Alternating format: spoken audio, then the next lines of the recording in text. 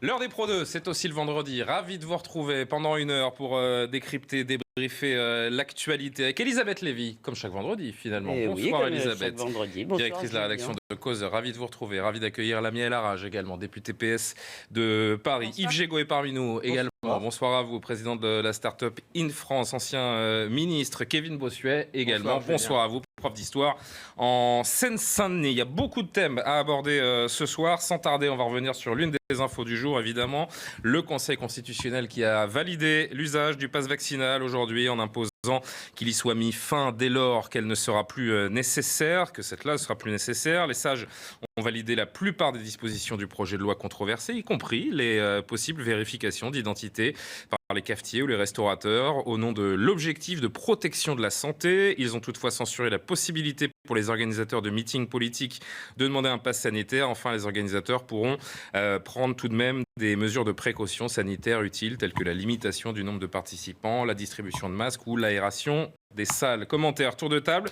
Ce passe vaccinal, tiens Elisabeth, je vous vois vert tendu, prête à réagir. Il arrive à point nommé, n'est-ce pas ? Que le Conseil constitutionnel allait m'écouter, je leur avais donné l'argument, l'article 5 de la Déclaration des droits de l'homme qui fait partie du bloc de constitutionnalité, comme vous le savez, et qui est « nul ne peut être contraint à faire ce que la loi n'ordonne pas ». Or, le pass vaccinal, ils l'ont dit, c'est une obligation déguisée qui n'est pas dans la loi. Donc, normalement, nul ne peut être contraint à se vacciner. Le pass est dans la loi, mais l'obligation vaccinale ne l'est pas. Oui, c'est-à-dire le pass... Non, mais ce que je veux dire, merci. c'est que... Mais c'est une discrimination sur la base de la vaccination. C'est une discrimination. Ils disent c'est pour obliger les gens à se vacciner. Or, ils n'ont pas le droit d'obliger les gens à se vacciner puisque c'est pas dans la loi. Donc, je ne comprends pas pourquoi le Conseil constitutionnel ne m'écoute pas. Parce qu'il lit le préambule de la Constitution qui dit qu'effectivement, au titre de la protection de la santé, un certain nombre de dispositions peuvent être prises en compte. Et mais en quoi le pass vaccinal protège la santé, Yves Gégaud ? Pardon ? En quoi le pass vaccinal protège-t-il la santé ? Moi, je ne reprends pas à mon compte l'argument du Conseil constitutionnel. J'essaye de le détailler pour l'avoir lu. Oui, mais la Déclaration des droits de l'homme fait comme partie de la Constitution. Si j'ose dire, entre la Déclaration des droits de l'homme, la liberté de ne pas respecter des lois qui ne vous s'imposent pas à vous et la protection par l'isolement des non-vaccinés. Je lis à peine entre les lignes de ce qui est écrit par le Conseil constitutionnel. Le Conseil constitutionnel a tranché. Ce qui ouvre d'ailleurs un débat aujourd'hui dont Jean Lassalle s'est fait aussi le porte-parole, en disant à quoi peut servir le Conseil constitutionnel quand ces sujets de liberté sont autant remis en cause. Ouais. Et ce qui vient peut-être donner du grain à moudre à certains candidats, au-delà de Jean Lassalle, je pense à Éric Zemmour qui avait évoqué aussi dont on parlera dans un instant, l'outrepassement des droits par le Conseil constitutionnel sur un certain nombre de sujets. Surtout, ce qui est terrible, pour ma part, et avant, il défendait tout le temps les libertés individuelles contre l'État. Pour ma part, je pense qu'on a besoin d'un Conseil constitutionnel qui soit puissant et respecté, et que de temps en temps, peut-être, effectivement, il faudrait qu'il envoie quelques messages de son indépendance du pouvoir. Ce qui pose question, évidemment, Kevin Bossuet et Lamia El Harraj, ce qui pose question quand même, c'est de voir que le Conseil constitutionnel rend légal la discrimination de gens qui sont dans la légalité, puisque la vaccination n'est pas obligatoire. Et c'est ça qui paraît fou aujourd'hui. Bien sûr, ce pass vaccinal, c'est une discrimination vis-à-vis des non-vaccinés. À la base, le but, c'était quoi ? C'était d'éviter les contaminations. Sauf qu'on se rend compte que ce pass vaccinal n'évitera pas les contaminations. Donc c'est une forme d'obligation vaccinale déguisée sans que l'État, finalement... Oui, il l'assume. Sans que l'État emporte la responsabilité. Et il y a autre chose également, moi, qui me gêne, c'est cette volonté, finalement, cette capacité, par exemple, des restaurateurs à vérifier l'identité des personnes. Je veux dire, on a des restaurateurs qui ne sont pas formés, qui vont se substituer à l'État.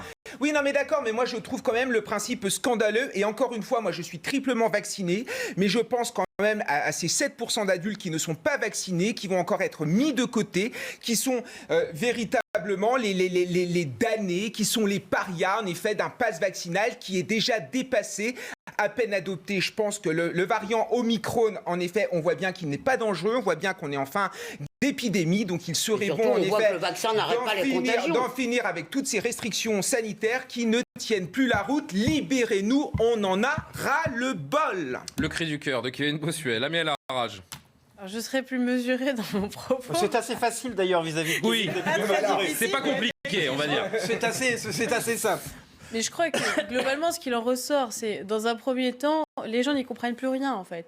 Et au même moment où on apprend que le pass vaccinal va être appliqué à partir de ce lundi, le Premier ministre Jean propose des Castex allègements. a proposé des allègements qui vont rentrer en œuvre dans quelques jours. Donc, on se bat contre l'ennemi d'avant-hier, en fait. On comprend pas très bien. On fait la guerre d'avant-hier. Un pass qui est en retard sur l'épidémie. On comprend pas très bien la temporalité. Si, Par ailleurs, il entre pas tous en même temps, s'il vous plaît. Laissez terminer la Miel-Arrache, s'il vous plaît. Pardon. Par ailleurs, sur cette question de discrimination, vous avez tout à fait raison, on a un vrai sujet. Et d'ailleurs, les députés de La République En Marche et le gouvernement ne sont absolument pas clairs dans leur façon de défendre cette possibilité donnée aux restaurateurs protéger les autres de vérifier l'identité, mais ce n'est pas un contrôle d'identité. Qu'est-ce que ça veut dire concrètement? C'est une vérification. Ils ont fait la nuance. Le contrôle, il y a une obligation de s'y soumettre. La vérification, non. Voilà. C'est la nuance. C'est-à-dire tu peux dire à un restaurateur, non, je ne... Oui, sauf que vous quittez le restaurant dans ce cas-là, si vous n'acceptez pas d'être vérifié. Mais pas sans payer forcément, l'addition. au titre de quoi? Non, mais j'imagine. Le Conseil constitutionnel dit que ces vérifications d'identité ne doivent pas être l'objet de discrimination. Mais sur quoi on se base factuellement pour énoncer ça? Je trouve ça vraiment on se base dommage. surtout pour avoir des doutes, même sur le pass vaccinal. Les gens n'y comprennent rien. Et par ailleurs, vous avez tout à fait raison, le pass vaccinal, en gros, sous-tend la vaccination obligatoire, mais sans dire que la vaccination est obligatoire. Donc personne n'y comprend rien, mais comme depuis le début de la gestion de cette... S'il vous plaît, je voudrais juste qu'on entende Gabriel Attal qui a fait le service après-vente aujourd'hui de cette mise en application. Donc ce sera à partir de lundi, non un peu moins. Écoutez-le. Depuis l'annonce par le président de la République du pass vaccinal, on a eu 1 million de Français supplémentaires qui sont allés se faire vacciner en première dose, ce qui montre qu'il y a, comme on l'avait vu avec le pass sanitaire, une efficacité en termes de conviction d'aller se faire vacciner, d'incitation à la vaccination. Le Conseil constitutionnel a validé cette mesure, ce qui montre bien que le texte qui a été voté par les parlementaires qui m'entourent est un texte équilibré, un texte de responsabilité et je crois profondément un texte d'efficacité dans la lutte contre l'épidémie. Il ne va pas dire autre chose, c'est le porte-parole du gouvernement, faut-il le rappeler. Ce que je trouve génial, c'est la nouvelle définition du mot conviction, parce qu'en gros, c'est une sorte de chantage. C'est si tu ne te vaccines pas, on va te pourrir la vie. Moi, j'appelle ça du chantage. Non, on va pas te pourrir la vie, on va t'emmerder. Moi, je précise. C'est le mot du président. Je suis plus poli. Pourrir la vie, c'est plus poli. C'est vrai. Je précise que moi, puisque si on cherche l'efficacité, ça ne m'aurait pas gêné outre mesure qu'on dise une partie de la population, celle qui risque les formes graves, est obligée de se vacciner. C'est la loi, c'est comme ça. Ça ne m'aurait. Certains pays l'ont fait d'ailleurs en Europe. Je n'aurais pas trouvé ça. Non, mais parce que c'était pour répondre à Kevin, qu'il y ait des discriminations. Ça, c'est le boulot d'un gouvernement. On s'adapte en fonction des situations de chacun. Il faut arrêter de sauter en l'air.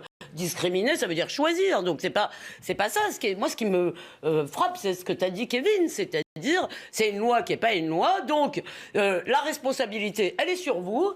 Et nous, on vous pourrit la vie. Et en plus, on assume de vous pourrir la vie. Kevin, je fais un dernier tour de table. Je voudrais juste qu'on voit ce sondage réalisé par nos confrères du Figaro sur l'acceptabilité des Français. 62% des Français sont favorables à ce pass vaccinal. C'est une large majorité.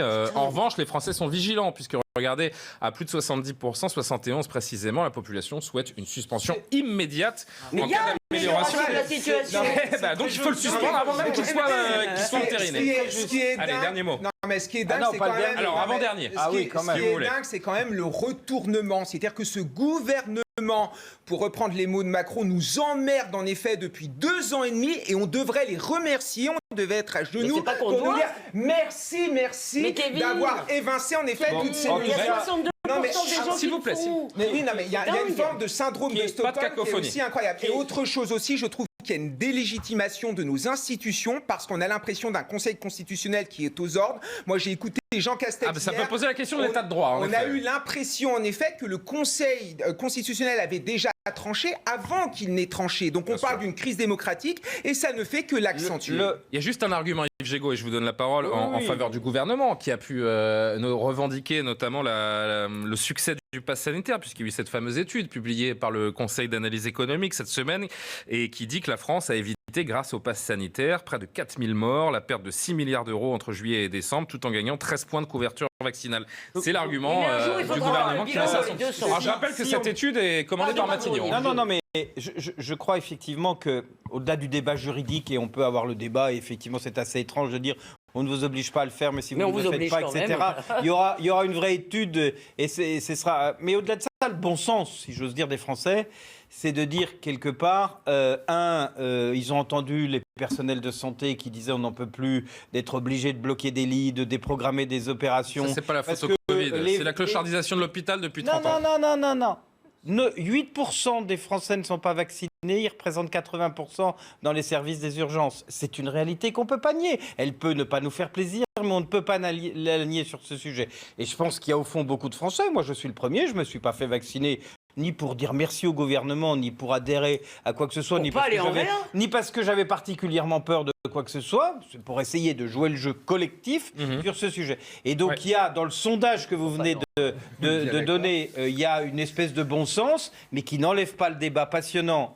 Et on a vu chez Elisabeth et chez Kevin combien la passion pouvait les enflammer sur l'aspect juridique des choses et peut-être sur l'existence même du Conseil constitutionnel, encore une fois, qui devra à certains moments envoyer quelques messages pour dire je ne suis pas soumis au gouvernant et j'envoie quelques petits éléments sur... Le plus inquiétant, juste, c'est quand même ce que vous avez dit, le sondage, et c'est le fait que quand même on se demande à quel moment la question de la liberté va redevenir centrale dans notre pays. Mais moi j'y ai pensé aussi pour la liberté d'expression, les gens acceptent de s'écraser, de s'auto-censurer. On en parlera de la liberté d'expression en fin d'émission si on a le temps.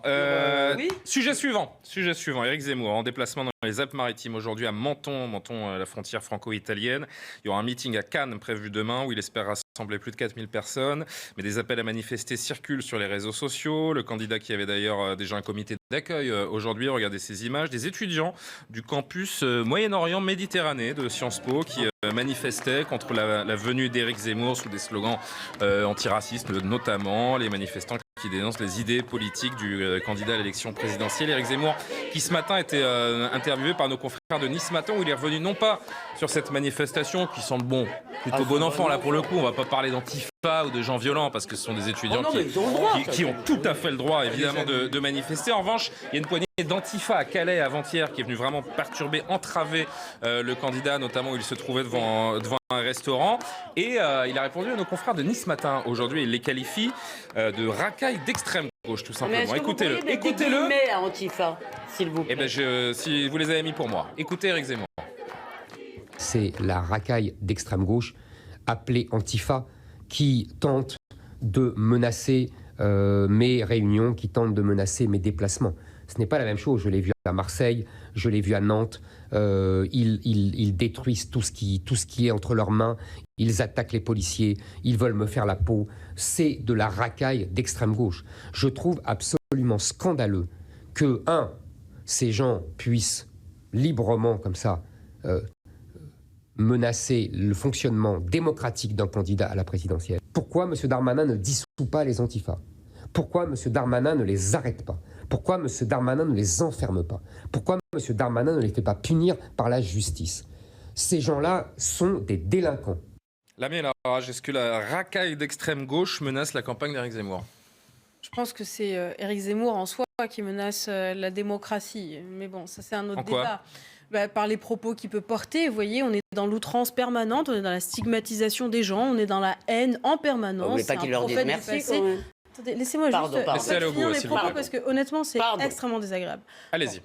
Sur les propos qu'il tient là, on est encore une fois dans l'outrance, racaille d'extrême gauche, mais ça veut dire quoi ? Dès que quelqu'un n'est pas d'accord avec vous, c'est des racailles. Alors, il ne parle pas des gens qui ne sont pas d'accord avec lui, il parle des gens qui viennent perturber ces rassemblements. Ils ont le droit de manifester. En l'occurrence, c'est des choses qui se font. Alors, à partir du moment je me permets une précision pour les gens qui nous regardent et pour pas qu'on soit dans une confusion éventuelle. Oui. Il ne parle pas des jeunes étudiants aujourd'hui qui manifestaient très simplement et très librement. Il fait référence à ce qui s'est passé à Marseille, à Nantes et à Calais, où là, il y a eu des actions un poil plus violentes, un poil plus entravantes pour lui dans son déplacement. Après, moi, j'ai pas le sentiment, au vu de la quantité de fois où le nom d'Éric Zemmour ou les propos d'Éric Zemmour sont commentés à la télévision, qu'il soit vraiment entravé dans sa capacité à mener campagne. Et personnellement, je ne me porterais pas plus mal à l'entendre moins. Pardon, mais quand même, excusez-moi, vous ne voulez pas voir une chose. Moi, évidemment, je souscris tout à fait à la distinction qui est très importante. Manifester pacifiquement. C'est juste légal, en fait. C'est tout à fait... Non, et puis c'est la politique. Ils ont tout à fait le droit d'exprimer leur... Ça, c'est un droit fondamental. En revanche, ceux qu'on appelle les antifas, et je le redis, ils n'ont absolument pas le droit de se dire antifa. Parce qu'il n'y a pas de fa. Et deux, parce que s'il y en avait, ce serait eux, si vous voulez. C'est-à-dire, vous voulez pas qu'on dise racaille, c'est des gens en fait qui utilisent la violence, d'accord, pour faire taire ceux qui ne sont pas d'accord avec eux. Mais je vais au-delà, cher Lamia, parce que je vous taquine un peu, mais je le fais sérieusement. Moi, je suis quand même frappée de voir, si vous voulez, que le sectarisme, mais ça fait des années, le sectarisme est généralement à gauche. Il arrive qu'il soit aussi à droite, mais il est très souvent, l'intolérance fanatique est toujours à gauche. Et je pense qu'on devrait quand même, ça devrait, et je sais que vous n'êtes pas du tout comme ça, je sais, pour parler avec vous fréquemment ici, qu'au contraire, vous aimez les idées, vous aimez pas échanger des idées, mais c'est quelque chose, ce goût, si vous voulez, ce goût de l'argumentation, ce goût de la dispute civilisée, qui se perd à gauche, parce qu'à gauche, on a tendance à faire de la moraline, et donc, votre adversaire, c'est le mal, c'est le diable, donc je ne discute en gros qu'avec des gens qui sont d'accord avec moi. Ça ne va pas. Vous permettez de vous répondre et de nuancer? Bien sûr, avec plaisir. Je pense qu'il faut faire attention déjà à ne pas entretenir en fait une forme de confusion. Vous avez la gauche, vous avez l'extrême gauche. Déjà, je pense que c'est des choses qui sont différentes. Par ailleurs, la question du débat démocratique, vous avez tout à fait raison de l'évoquer, puisque pas plus tard que la semaine dernière, j'étais à l'initiative d'une tribune qui a été signée par plus de 160 élus pour dénoncer la question de la violence en politique. Mais ça veut dire quoi concrètement? C'est exactement ce que vous êtes en train de décrire. On est dans l'outrance à foison, on est dans la radicalisation des propos, et au final, on est dans l'ère du buzz. Il n'y a que des propos extrêmement radicaux qui sont rapportés, et on entretient une forme de confusion. Moi, j'ai aucun sujet à être en capacité de débattre, de discuter autour d'un certain nombre de problématiques sur lesquelles foncièrement on peut ne pas être d'accord. Pour autant, vous avez tout à fait le droit de les exprimer à partir du moment où elles s'inscrivent dans le cadre de la loi et dans le cadre républicain. Moi, ça ne me pose pas de sujet, donc je crois qu'il faut aussi faire attention dans la question ce soir. Non, mais on s'écarte un petit peu du sujet. La question de savoir, c'est est-ce qu'il va être poursuivi toute sa campagne? Est-ce qu'il est empêché de faire sa campagne parce qu'il s'appelle Éric Zemmour? La question, c'est évident. Quelle que soit la personnalité et ses convictions, dans ce cas-là, c'est anti-républicain. Yves Gégaud et Kevin Bossuet. Ils ont lâché Le Pen, maintenant ils sont après Zemmour. Voilà. Oh, pardon, Yves. Non, mais d'abord, on a connu ça à l'époque de Le Pen. C'était peut-être moins violent, mais peut-être que l'époque était aussi un peu moins violente pour empêcher, à l'époque, le père de Jean-Marie Le Pen de parler. Donc je pense qu'il sera poursuivi pendant toute sa campagne. Alors si on veut essayer d'équilibrer le propos, si aujourd'hui Anne Hidalgo avait été poursuivie par des fats violents qui voulaient l'empêcher de parler, peut-être qu'on parlerait d'elle ce soir et qu'elle en serait très heureuse, parce qu'au fond, ça permettrait de remonter la. Est-ce qu'il y a 2 poids 2 mesures? Est-ce qu'on en parle plus quand c'est... Je ne fais de grief à personne. Je suis très heureux qu'on parle des candidats, mais je pense qu'il faut aussi regarder derrière le dessous des cartes. Je pense que Éric Zemmour se passerait peut-être de ces empêcheurs de faire campagne en rond, mais que peut-être si on regarde les choses avec un peu plus de perversité dans l'analyse, ça peut aussi le servir pour mettre les projecteurs sur lui, sur ce sujet. Je ne dis pas qu'il va créer le phénomène, mais je dis au fond qu'il s'est en tiré un élément de victimisation qui, dans les campagnes, peut être aussi porteur. On a d'ailleurs... juste Kevin Bossuet qui n'a pas encore parlé, alors très vite. Juste à ça, parce que pour je voudrais qu'on voit le sondage Opinionway rapidement. La manifestation des enseignants de la semaine dernière, où Anne Hidalgo s'est rendue en tant que candidate à la présidence de la République. Et on a parlé d'elle le soir sur tous les plateaux télé. Elle a été empêchée de pouvoir participer à cette manifestation, non pas par des enseignants, j'étais présente, c'était pas du tout des syndicalistes enseignants, c'était des militants radicaux, des militants pour un certain nombre de la France insoumise, qui ont voulu la poursuivre le temps de sa présence et le temps de ses échanges, en l'insultant, en l'invectivant avec des mots, mais d'une extrême vulgarité, d'une extrême violence. Vous êtes bien d'accord avec moi? Kevin Bossuet. Ça, on a parlé d'elle.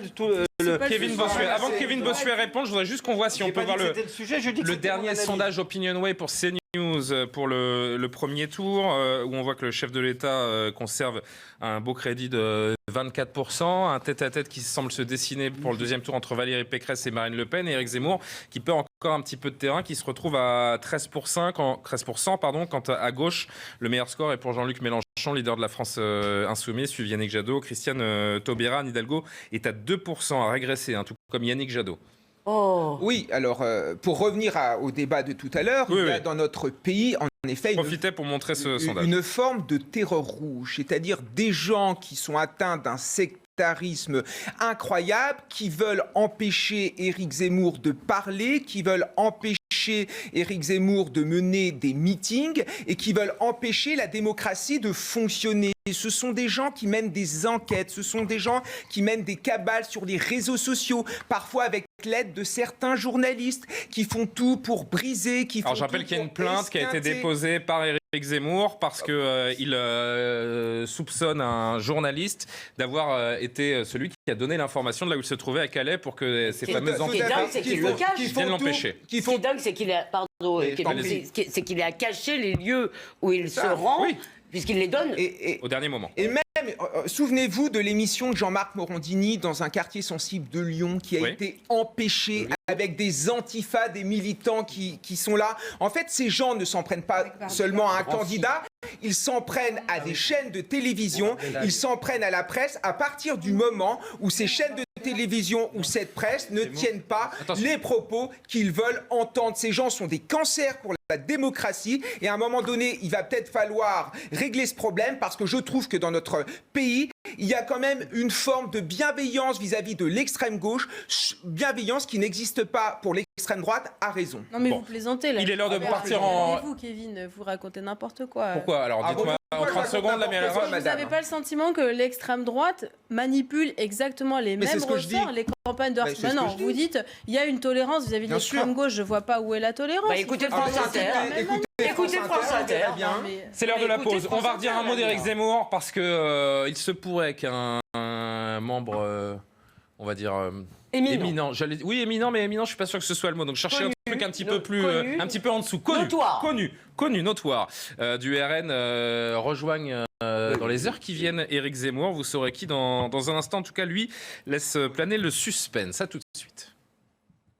C'est vrai, c'est terrible.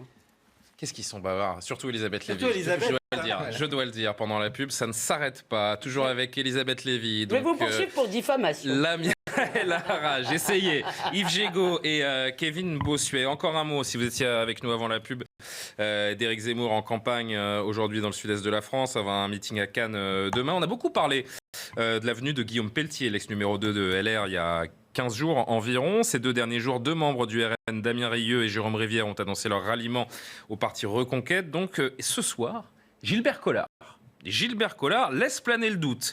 Dans une vidéo Facebook, l'eurodéputé file une sorte de métaphore à partir du nom, du patronyme de Jérôme Rivière. Comprendra qui pourra. Regardez. On n'a pas à jeter la condamnation sur quelqu'un qui fait ce qu'on accepte que les autres fassent à notre profit. Voilà. Bon, maintenant, combien iront à la rivière boire de cette eau? Et vous, qu'est-ce que vous faites demain, Gilbert? Moi, demain, je vais me baigner à la rivière. Mystère. Il y a une jolie petite rivière près de chez moi. Ah oui. Qui s'appelle comment? Je ne connais pas son nom. Elle s'appelle, je sais pas, comment elle s'appelle cette petite rivière? Je n'en sais rien. Rubicon. Rubicon. Drôle de façon de... Oui, Rubicon. Oui, c'est du Collard. De manier l'art du teasing. C'est du Collard. Moi, je l'ai... Bon, c'est un secret de Polichinelle. À l'Assemblée nationale, quand il adore ce genre de teasing et de mise en scène. Il a d'ailleurs comme avocat... Qu'est-ce que vous comprenez, Yves Gégaud, que c'est une question d'heure avant qu'il rejoigne Éric Zemmour? Je comprends qu'il va rejoindre, en tout cas, franchir le Rubicon, il ne faut pas... S'il n'y a pas de retour en arrière. C'est assez clair historiquement, franchir le Rubicon. Il y a quelque chose qui m'interpelle, moi, sur ces ralliements à Zemmour. C'est que dans l'expérience que je pouvais avoir des campagnes électorales, le ralliement se faisait en général quand un candidat était sur une pente d'ascension. Et là, on a des ralliements alors que Zemmour est plutôt sur une pente de stagnation. C'est honorable. Mais, si vous me laissiez finir mon raisonnement, c'est ce que j'allais vous dire. Mais comme vous lisez dans mes pensées, absolument, vous êtes ma porte-parole la plus parfaite. Et je pense que d'abord, ça donne à ces ralliements effectivement une dimension qui n'est pas une dimension d'aller à la soupe, mais de conviction sur ce sujet. Et c'est assez rare pour être souligné, parce qu'effectivement, rejoindre Zemmour, qui est monté jusqu'à 17-18 dans les sondages au moment où il plafonne autour de 12-13, c'est que ce sont des ralliements de conviction. Ça veut quand même dire, en tout cas de ceux qui viennent du côté du Rassemblement national, qu'il y a peut-être quelque chose qui nous échappe autour de Marine Le Pen, qui est en train de se déliter. Pourtant, les sondages disent l'inverse. Hein. C'est ça qui est étonnant. C'est pas de l'extérieur. Mais c'est ça qui est étonnant. C'est que c'est plutôt elle qui est en forme dans les sondages et c'est elle qui perd des soutiens. Oui. Grosse perte pour Marine Le Pen si Gilbert Collard venait à rejoindre Éric Zemmour. Ah, mais c'est sûr que... Et par inversement, évidemment, grosse prise pour Éric Zemmour. Gilbert Collard est une bête médiatique, évidemment qu'il est associé au Rassemblement national, même si au cours de ces derniers mois, il a plutôt été marginalisé. Mais pour Éric Zemmour, évidemment, ce serait une grosse prise. Mais moi, ce qui me marque, c'est cette capacité d'Éric Zemmour à réaliser l'union des droites. Il a déjà réalisé l'union des droites par la base électorale, parce que quand vous analysez... l'union des droites, je veux bien, mais il n'y aura jamais aucun ralliement avec Marine Le Pen. Vous avez à la fois des électeurs qui viennent des Républicains et des électeurs qui viennent du Rassemblement national. Et c'est vrai qu'il lui manquait des grandes figures, des grandes prises. Il y a eu en effet M. Pelletier, il y a eu M. Rivière, qui est un eurodéputé... Damien Rieu aujourd'hui, qui cartonne en effet sur les réseaux sociaux. Et c'est vrai qu'il y a d'autres noms qui circulent. On pense au sénateur LR Sébastien Après, pour l'instant, honnêtement, entre nous, Virginie Jorion, mais c'est incroyable. Sans manquer de respect à tous les noms que vous venez de citer, on est un peu dans les seconds couteaux. Là. Oui, mais... À part Gilbert Collard, peut-être. Jérôme Rivière, c'est pas parce que vous le connaissez pas que c'est un second couteau. Personnellement, je le connaissais, allez sur le marché. Allez sur le marché en bas de chez vous, demandez à 10 personnes qui est Jérôme Rivière, vous avez 10 personnes qui vont dire je sais pas qui c'est. N'énervez pas Elisabeth Lévy, elle n'a besoin de personne. Ça ne se joue pas qu'à l'audimat, pardon. Pas en même temps. Non, mais peut-être. Oui, mais là c'est la cacophonie. Alors laissons terminer Elisabeth rapidement et puis je viens vers vous après. Allez-y Elisabeth. Non mais Jérôme Rivière est le patron du groupe RN au Parlement européen. Donc en tant que tel, si vous voulez, c'est quand même une prise importante. Alors il se trouve que moi je l'ai appelé pour l'interroger justement et je lui ai fait cette remarque en lui disant, et il m'a semblé sincère, j'avais déjà eu l'occasion de lui parler, c'est je crois quelqu'un de tout à fait convaincu, je crois qu'il m'a dit je suis très inquiet pour la France et je crois que malheureusement Marine Le Pen ne peut pas gagner. Je ne sais pas, je ne dis pas du tout que ce soit vrai, et si on a le temps à un moment, je voudrais poser une question à mes camarades, parce que moi je vois des sondages très différents, et vous savez ce qui commence, petite musique qui commence à circuler un peu dans le petit landerneau médiatique, c'est que Mélenchon pourrait faire une remontada et être... Ça a été le cas il y a 5 ans. Et être au deuxième tour, mais il était faiblement crédité dans les derniers mois. Il a fait une... sur les émissions de la semaine prochaine. Votre sondage est à 9 en fait, mais j'ai entendu qu'il y avait des sondages qui le donnaient plus élevé. C'est le sondage OpinionWay pour CNews du jour. Juste deux derniers mots là-dessus. Jérôme Rivière, moi je l'ai... c'est pas effectivement médiatiquement c'est pas le plus connu, mais c'est j'aimerais qu'on reste sur Gilbert Collard parce que c'est l'info du jour. Je vais y arriver sur Gilbert Collard. Jérôme Rivière, moi je l'ai connu quand il était député UMP. J'ai siégé avec lui dans le même groupe à l'Assemblée nationale dans les années 2002 et suivantes. C'est un ancien de l'UMP. Et c'est effectivement un ancien de l'UMP niçois qui est passé au Rassemblement national, qui est un pilier du Rassemblement national. Gilbert Collard, c'est effectivement sans doute, si ça se confirme, la plus grosse prise médiatique pour l'instant. Je voudrais juste dire une chose, c'est que tout à l'heure, Kevin, avec sa faconde et sa capacité à s'enflammer, a dit Zemmour réalise l'union des droites. Non, pour l'instant, il réalise l'union de ceux qui veulent l'union des droites, ce qui est un peu différent. C'est un peu différent. Il est en train de fédérer des gens qui veulent l'union des droites. L'union des droites, on va voir si électoralement dans les urnes ou si pour des gens qui n'étaient pas sur cette approche-là, il vient décrocher des gens qui se donnent à cette thèse. On n'est pas encore à ce niveau-là. Non, je voulais vous citer une autre prise de guerre. C'est dans l'ombre, là, mais je pense qu'elle fera effectivement beaucoup de bien à la campagne de Zemmour. C'est qu'il a, avec Jérôme Rivière, est arrivée une femme qui s'appelle Isabelle Muller, qui a fait les campagnes de Philippe de Villiers, comme DIRCOM, en quelque sorte, chef de cabinet. C'est la directrice de cabinet. Non, mais je pense qu'en termes d'organisation, on disait que c'était la pagaille, c'est pas complètement faux. Je pense que ce qui est sûr, c'est que là, il y a un vrai trou, il y a un vrai trou d'air pour lui avec toutes ces polémiques qui s'enchaînent et puis la récente condamnation, et qu'il y a une nécessité, une véritable nécessité pour lui de relancer cette campagne. On parle de Gilles Platrey, un dernier mot. Quand même, DLR. De Gilles Platrey. Gilles Platrey qui va rejoindre avec Zemmour. J'ai lu ça sur les réseaux sociaux. On va pas faire les rumeurs, restons sur les infos. Je relais les réseaux sociaux. Pour l'instant, en tout cas, ça semble être une question d'heure pour Gilbert Collard. Pourquoi pas présent demain pour le meeting à Cannes, on verra ça. Un dernier mot autour d'Éric Zemmour. Vous savez que l'immigration légale est repartie à la hausse en France en 2021 selon les chiffres du ministère de l'Intérieur diffusés hier. Signe d'un retour aux tendances constatées avant la crise sanitaire. Il y a un boom des acquisitions de nationalité française, très peu d'expulsions de personnes en situation irrégulière. Des chiffres largement commentés depuis hier, donc on ne va pas y passer non plus la soirée, mais juste le commentaire d'Éric Zemmour qui a apporté donc le sien aujourd'hui. Écoutez-le. Nous allons faire pression efficace, je peux vous dire, moi je ne suis pas Emmanuel Macron. Quand je vais dire aux États du Maghreb et d'Afrique de reprendre leurs ressortissants, je vous assure qu'ils les reprendront.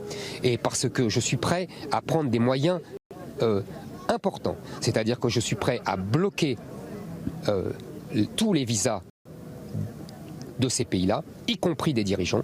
Je suis prêt aussi à bloquer les transferts de fonds à la Western Union. Je ne ferai absolument aucun cadeau. Je pense que c'est vital pour la France et qu'il faut arrêter ce petit jeu et cette faiblesse congénitale des dirigeants français.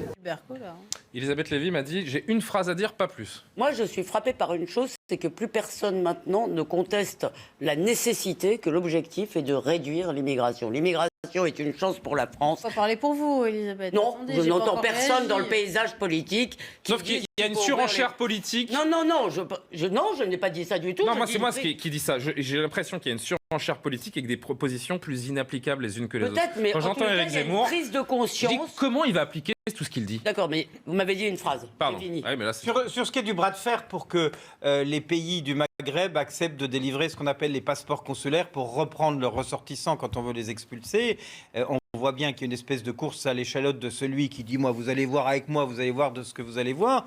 La pression politique sur ces pays sera lue à l'aune de l'équilibre de l'économie avec ces pays. Je rappelle que ne serait-ce que sur l'Algérie, on vend à l'Algérie pour 1 ou 2 milliards de matériel. Alors justement, je rappelle que nos entreprises ont des intérêts en Algérie et que l'Algérie, si on va sur un bras de fer, elle jouera le bras de fer au bout. On peut peut-être faire le bras de fer avec un pays une fois, mais pas avec tous les pays tout le temps. Justement, il y a une note révélée par Mediapart aujourd'hui qui dit que l'Algérie justement prendra des dispositions pour empêcher que ses ressortissants ne reviennent en Algérie. Tweet de Marine Le Pen, l'Algérie refuse d'accepter ses ressortissants expulsés par la France. Combien de temps encore Emmanuel Macron laissera-t-il notre pays se faire humilier? Faisons respecter en bloquant tous les visas algériens et en suspendant les transferts de fonds. C'est ce que dit Éric Zemmour aujourd'hui. C'est ce qu'avait dit Arnaud Montebourg, qui lui a quasiment coûté sa campagne également. Une politique de bras de fer qu'il faut assumer et dont il faut assumer pour les Français et pour l'économie française les conséquences.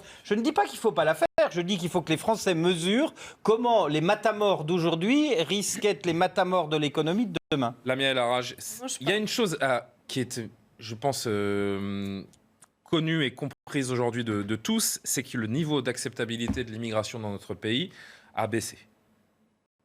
Ça veut dire quoi? Grande partie des Français. C'est-à-dire qu'il y a une tolérance sur les phénomènes migratoires dans notre pays qui est moins grande d'une grande partie des Français aujourd'hui qu'il y a plusieurs dizaines d'années. J'entends ce que vous dites. Je pense que le sujet, c'est qu'on parle beaucoup des questions d'immigration, énormément, en considérant que l'immigration est une problématique. Je tiens quand même à dire un certain nombre de choses sur les chiffres, parce qu'il faut être pragmatique. Il y a la vision qu'on peut en avoir et la vision telle qu'elle est véhiculée, notamment dans des débats comme ceux qu'on est en train d'avoir. Il y a la réalité des chiffres. Je vous en supplie, laissez-moi juste finir mon propos. C'est extrêmement désagréable. Bon. Sur la question des chiffres, aujourd'hui, l'immigration, elle est vraiment minime. Notamment depuis 2019 et la crise sanitaire, où il y a eu une baisse importante de cette immigration. Il y a eu une baisse importante de cette immigration et qu'elle est pointée aujourd'hui comme étant problématique. L'immigration, principalement, c'est celle de visas accordés à des étudiants étrangers qui viennent étudier en France. C'est de l'immigration économique, c'est du regroupement familial. Bon. Je crois qu'il faut faire extrêmement attention au type de propos qui peuvent être tenus. On ne peut pas considérer qu'on mène une politique étrangère en faisant des coups de menton et en considérant qu'on va mettre au pas un pays étranger qui se doit d'être respecté. Je crois que vous avez tout à fait raison. Il y a des intérêts économiques bilatéraux, il y a des relations diplomatiques qui se doivent d'être respectueuses et je crois que tout ça doit se faire dans le cadre de dialogue. Après, sur la question, et je me permets juste d'insister sur ce point, sur la question de l'application des obligations de quitter le territoire, à ce moment-là, effectivement, à partir du moment où elles sont énoncées, sur un certain nombre, notamment d'affaires ou de problématiques... Elles sont rarement effectives. Elles doivent être effectives. Qui ne respectent pas qui? Et je rappelle qu'il y a 52 000 tentatives de traversée de la Manche sur l'année 2021 par des ressortissants illégaux. Bon, là, ne nous respecte pas. Je suis juste à côté de vous, je vous entends. J'ai une voix comme ça, excusez-moi, mais...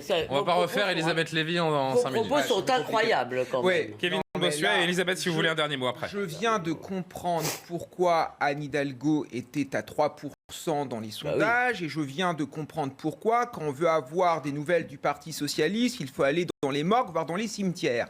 Parce que, en effet, le discours que vous avez, le discours que vous avez tenu, c'est désobligeant, c'est ça. Voilà. Alors, Elisabeth Lévy ne peut pas vous couper, mais vous pouvez me couper. Voilà, ça doit être la démocratie à la sauce socialiste. Donc non, parce que le discours... En même temps, vous êtes un petit peu insultant. Bon. Ah bah non. Je veux parler de morgue et de cimetière. C'est un euphémisme.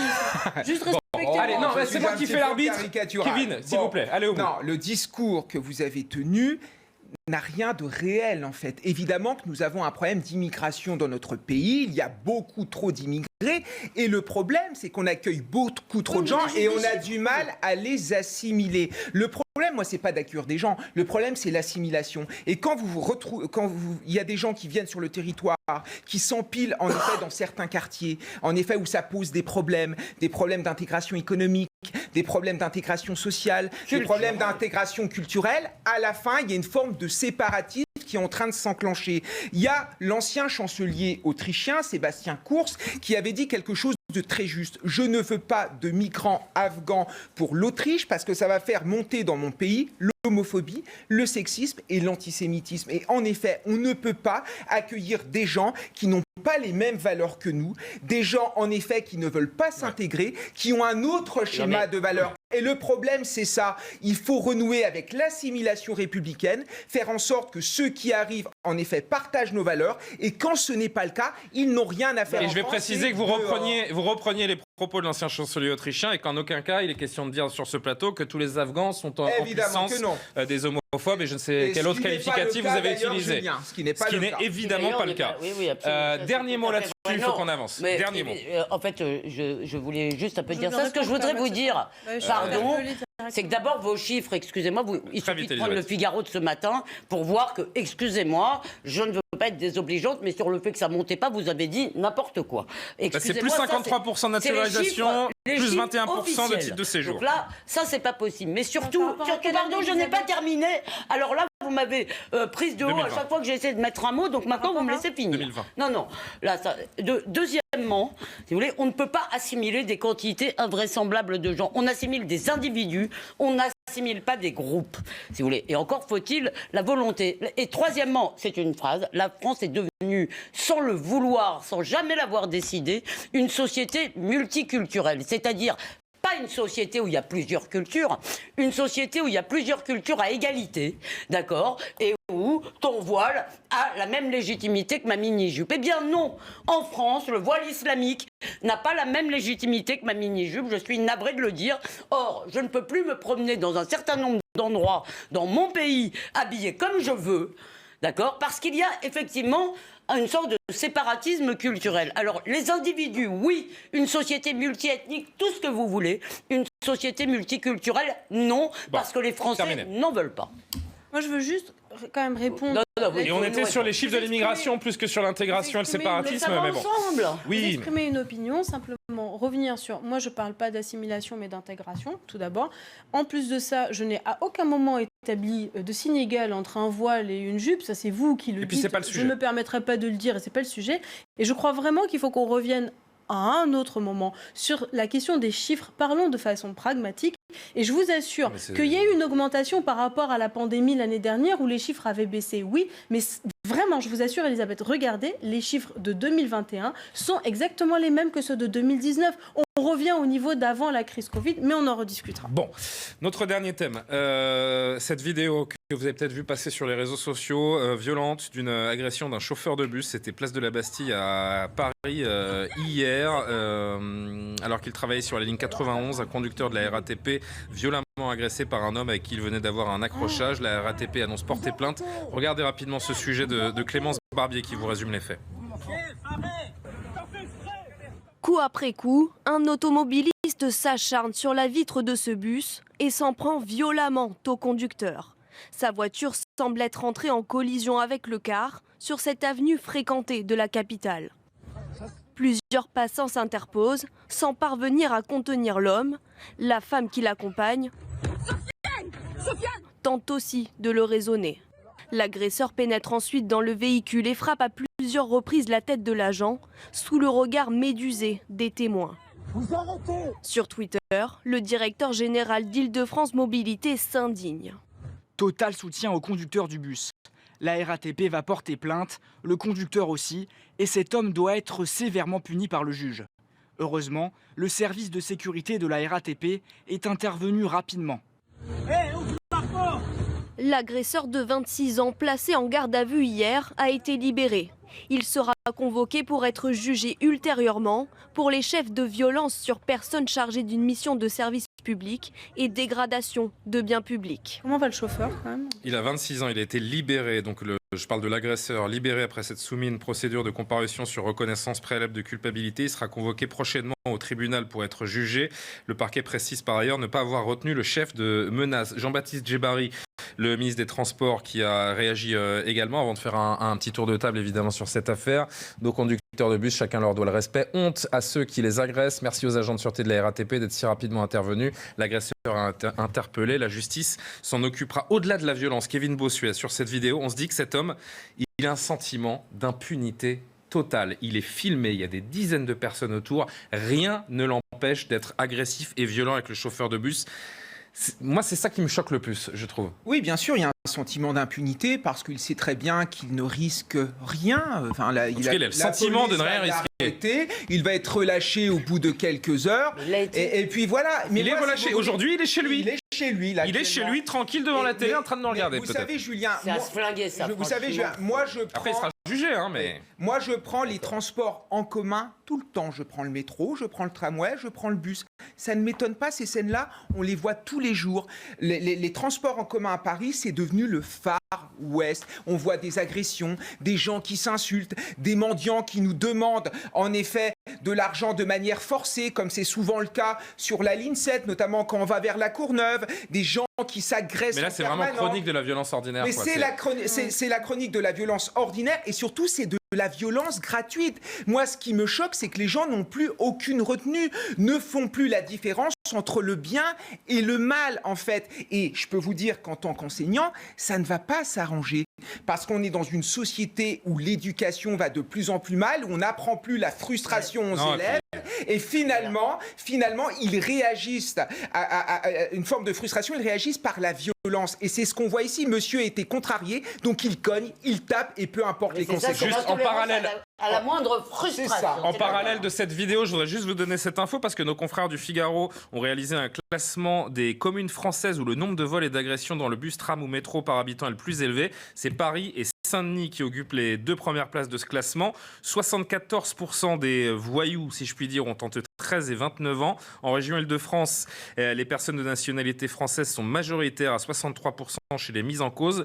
Hors Île-de-France, pardon. Hors Île-de-France. C'est pas une question de nationalité. Non, mais je vous lis l'étude. Mais en région parisienne, les accusés venant de pays du Maghreb sont plus nombreux à 44%. Dans le détail, sur le réseau francilien, ce sont surtout pour des vols avec ou sans violence que ces derniers sont surreprésentants. 60% des accusés en moyenne, c'est ce qui est tombé aujourd'hui sur le Figaro. Comment on casse cette spirale de la violence? Une prise de parole chacun.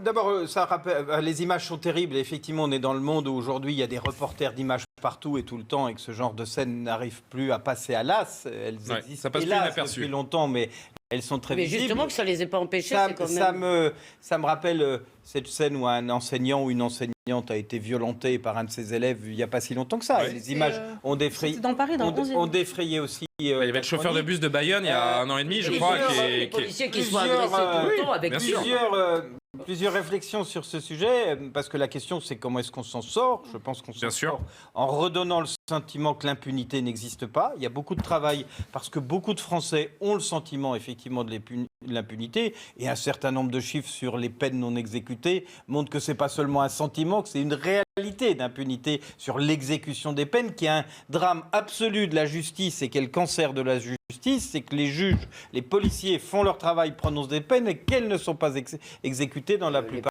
du temps. J'ai fait l'inversion. J'ajoute que, mais vous avez rattrapé de vous-même, j'ajoute enfin que cette disposition prise par un gouvernement socialiste concernant à dire que sur les petites peines, on transformait la peine de prison en bracelet électronique, apparaît pas forcément comme une peine coercitive. Donc il y a un énorme travail sur ce sujet, et je vais vous dire, c'est très bien de montrer ces images, parce que je pense qu'aussi ça doit faire parler dans les familles, et ça doit remettre cette question au cœur des débats de société. Mesdames Elarage et Lévy, il me reste 30 secondes pour vous. Je suis navré. Moi, je suis extrêmement choquée déjà par la violence des images, et j'espère que le chauffeur de bus va bien, parce qu'on n'en a pas donné de nouvelles. Il portera plainte, et la RATP l'accompagne dans cette démarche. Ce qui est extrêmement grave, on le voit bien, c'est une escalade de la violence, en fait. On l'évoquait au préalable, c'est-à-dire qu'aujourd'hui, le moindre fait absolument banal qui peut se régler par des mots ou par ailleurs un peu de colère potentiellement, se finit par des coups de poing, et c'est absolument inacceptable. Je serais pas étonné que ce monsieur soit déjà connu des services de police, mais bon, on va pas trop s'avancer, on va attendre de voir de connaître l'enquête. Et là-dessus, il n'y a pas de statistiques, bien que les policiers racontent le quotidien de leur commissariat, que ça a tout de même quelque chose à voir avec la faillite de l'intégration, si vous voulez, parce que souvent ce sont des gens dont les familles sont en France depuis plusieurs générations, qui se sentent moins français, moins concernés par la loi française que leurs parents. Et ça, non mais ça me navre. Ça me navre, je veux dire, je parle des Français. Ce jeune homme n'a que 26 ans. Dernière chose pour les étrangers, moi tu prends un étranger en train de faire ça, un étranger installé légalement en France, mais quelle que soit sa nationalité, son origine, c'est dehors à la sortie de sa peine. Dehors. Mais attends, je veux dire, il n'a aucune vocation à rester en France. C'est pas le sujet, Elisabeth. Si, c'est le sujet, mais non, comment pouvez-vous décider? Malheureusement, vous finirez le débat en antenne parce qu'il est temps de... Ça s'appelait la double peine, même. Il est temps de vous remercier. Je suis pour. Sur ce, on va essayer de passer un bon week-end quand même. Oui. Il manquerait plus que ça. Ça va aller pour ce week-end je suis un peu atterrée parce que j'ai entendu ce soir. Voilà, la réalité parfois peut nous atterrer, comme on peut le constater avec ces images. C'est des commentaires, c'est pas la même chose. Excusez-moi, c'est un tout petit peu la À la vision, David Tonnelier, la réalisation Arnold Cara, au son Mathieu Bionnet, que je remercie, Benjamin No, Lucas Busutil et Corentin Brio ont préparé cette émission avec brio, évidemment. Merci de nous avoir suivis. L'information se poursuit. Très bon week-end sur CNews. Tout de suite, Soir Info avec Elliott Deval.